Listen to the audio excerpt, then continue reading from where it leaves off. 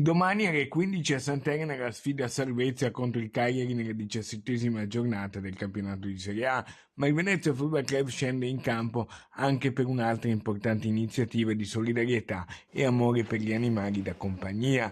Il Venezia Football Club, con il sostegno del comune, è infatti protagonista del calendario 2025. I giocatori arancio-nero-verdi posano per degli scatti insieme ad animali da compagnia, cani e gatti, ospiti dei rifugi EMPA di Venezia, Mira e Mestre, per promuovere la loro adozione, un progetto con l'Ente Nazionale Protezione Animali.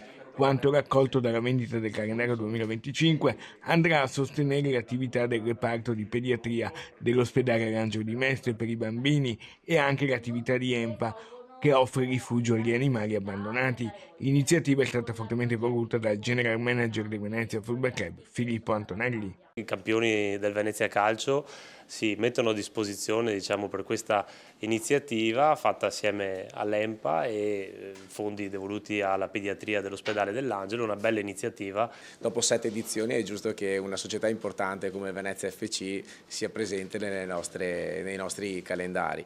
È 7 edizioni, abbiamo donato 150.000 euro e ci tenevamo di essere presenti qui a Venezia e ci è stata data la possibilità e l'abbiamo colta. Il calendario presentato a Venezia prima della conferenza stampa prepartita di mister Eusebio Di Francesco ha un testimonial d'eccezione.